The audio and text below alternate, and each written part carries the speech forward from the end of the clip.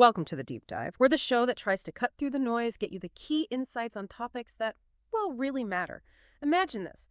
You wake up and find out a treatment, something that's kept you healthy maybe for years, is suddenly under threat. Not because it's unsafe, no, but because a regulator has, almost overnight it seems, decided to view it completely differently, and maybe even more startling. Our sources are suggesting this decision is deeply flawed and could even pave the way for a corporate monopoly. That's the reality right now for many patients using natural desiccated thyroid medicine. You might know it as DTE. In fact, we're hearing your access to this vital treatment could actually disappear in just 12 months. Okay, let's unpack this. Yeah, and what's fascinating here is, well, it's also quite unsettling, really. This isn't just about one single medication. This deep dive is for you, the listener, who wants to quickly get your head around the complex implications of these recent regulatory moves. We're looking at a critical point where, long-standing patient needs, the crucial role of pharmaceutical compounding, and regulatory power all collide. And the information we've looked at, it highlights some serious real-world impacts for patients. It could really disrupt access to treatments they depend on. Absolutely. So our mission today is to pull out the most important nuggets of knowledge from our sources on this. It's a pretty significant development.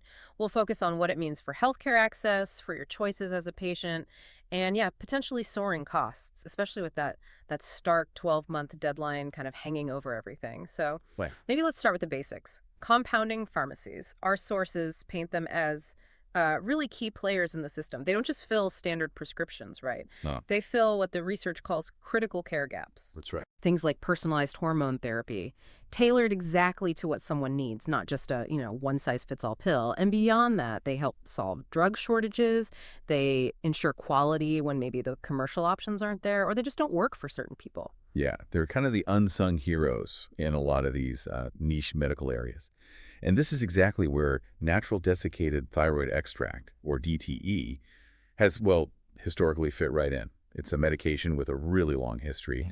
Established, the articles we read emphasize it's been used safely for more than 100 years. 100 years, wow. Yet treating millions of Americans with hypothyroidism, its importance really shines for those patients who find that the synthetic options, the standard levothyroxine or T4 meds, they just don't cut it for them. DTE has both T4 and, crucially, T3 liothyronine, both hormones your thyroid produces that your body needs to regulate metabolism, energy, moods, all that. And those patient stories you mentioned earlier, Sarah and James, they really put a human face on this, don't they? It's not abstract. Exactly. We hear directly from patients in these sources. Like Sarah M., she says, I spent years on synthetic thyroid medications and still felt exhausted every single day. Switching to DTE gave me my energy back. If the FDA takes this away, I don't know what I'll do. It's quite powerful. Yeah, it really is. And James P. shared something similar. My blood work looked fine on synthetics, but I felt awful. He says his doctor switched him to DTE, and within weeks, I felt like myself again. Saved his quality of life, he says. So it's not just about lab numbers, it's about how people feel. Precisely. And even doctors, like an endocrinologist quoted Dr. Karen L., she says, for some of us, synthetic medications are not enough. Patients deserve the right to choose the treatment that works best for their bodies. That point about choice. Yeah. It feels central. So, okay, 100 years of safe use, clear patient benefit. What on earth is the FDA's rationale for shaking things up now so dramatically? Because here's where it gets really interesting. And like you said, potentially alarming for those patients. The FDA has recently decided to reclassify DTE. They're calling it a biologic. Now, for anyone following this stuff, a biologic usually means something complex, derived from living things, right? Like vaccines, gene therapies. Yeah. Very different from typical chemically made drugs. And this seemingly administrative move, it changes everything. It effectively stops compounding pharmacies from making DTE. That's the crux of it. And technically, it gets a bit dense, but the impact is huge. Historically, DTE was treated as a small molecule drug, basically a chemical compound, or in this case, naturally derived, but with well-defined active parts. But calling it a biologic, which, simply put, means it's seen as a complex product from living systems, that shifts its entire regulatory pathway. Right. And that immediately triggers the ban on compounding. It sets off this domino effect that could hit, potentially millions. So compounding pharmacies are out. That 12-month clock is ticking down.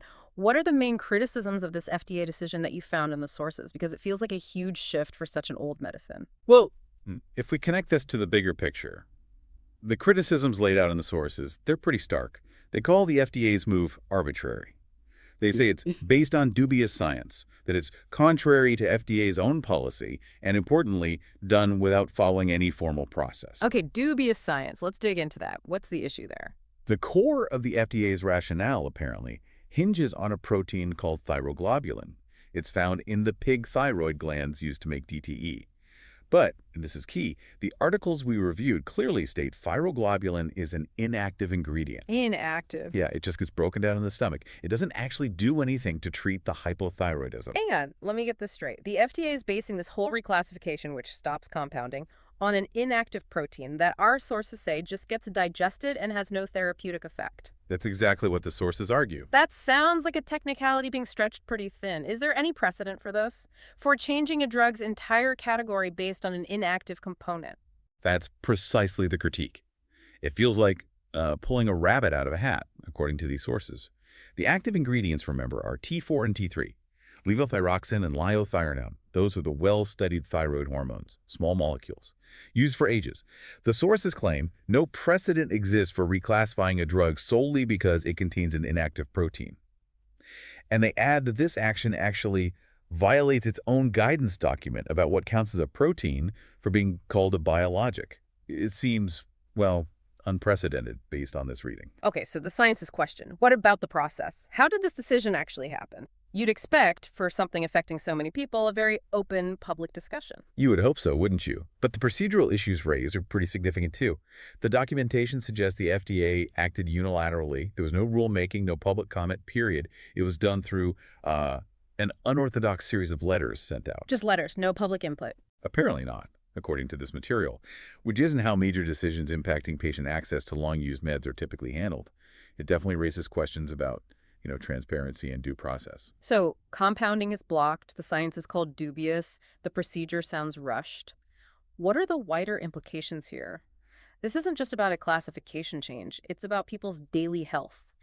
And our sources point to a really big concern, that this move clears the field for a drug maker to have a monopoly on the therapy and inevitably surely raise the price. That's exactly the fear being voiced. A monopoly by corporate petition is how the sources frame it.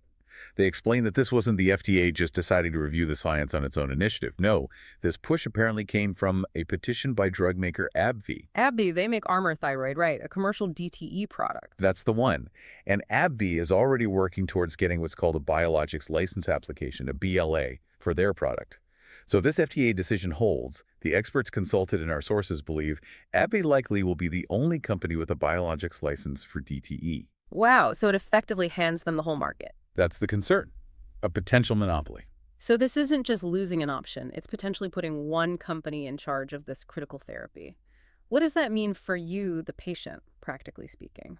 The consequences look pretty profound based on these analyses. We're talking up to 1.9 million patients could lose access to DTE. That's a huge number. 1.9 million. And they could face soaring prices. Because biologics, they're tricky for access in this kind of situation. They're not eligible for compounding. That means no true generics. You only get these expensive biosimilars. Right, which are never quite as cheap as regular generics. Exactly. And the whole approval pathway is far more expensive and restrictive. Plus, you lose that customized treatment option. People needing different doses or forms than what's sold commercially, that's gone. A big deal with hormone therapies. And what about shortages? If there's only one main supplier? That's another major risk highlighted. If that sole manufacturer, likely AbbVie, has a supply problem, compounders still won't be allowed to make it. You could have millions of patients just left without access. It's a potential crisis waiting to happen. This sounds worryingly familiar. Our sources kind of broaden the lens here, suggesting this might not be a one-off. They mention a similar situation with compounded GLP-1s. Those are the popular diabetes and weight loss drugs.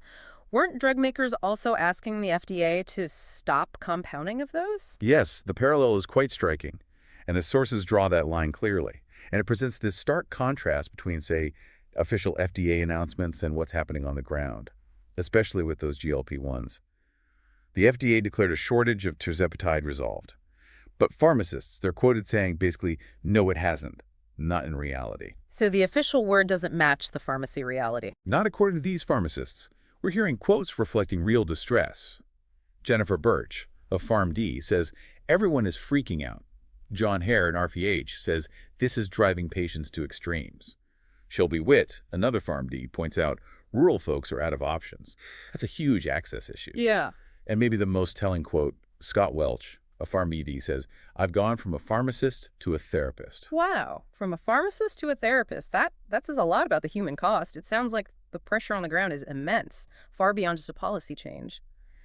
So are these pharmacists even able to get the official FDA-approved versions of these drugs if the compounded ones are restricted? They report really struggling, getting zero allocation on day one of the approved versions, feeling lucky to get one allocation a day. It paints a picture of a system under serious strain. The sources even mention this idea of an off-ramp period during drug shortages, letting compounding continue for a time to ease transitions. It just highlights that these shortages are ongoing, complex problems. And simply removing the compounded option doesn't seem to be the fix. It certainly doesn't seem to be, based on these reports. Okay, so what does this all mean? For you, the patient, or just anyone concerned about healthcare access and costs? Because the stakes with DTE, with that potential 12-month cutoff, they feel incredibly high. Yeah, the core takeaway from the sources we've reviewed is pretty unambiguous. They argue this reclassification of DTE is unnecessary, it's scientifically flawed, and ultimately demonstrably harmful to patients. It takes away choice, it's likely to push up prices, and it seems to hand control of a vital therapy to just one company. It's a really significant shift. And that timeline is critical. The FDA has said it's giving patients 12 months to transition to an FDA-approved medication, and then it plans to remove all DTE products from the market. Exactly. That window is actively closing, which makes this really urgent for anyone affected. If you rely on compounded DTE, you absolutely need to know about this deadline. 12 months is not a lot of time for such a major change, especially if finding an alternative isn't straightforward.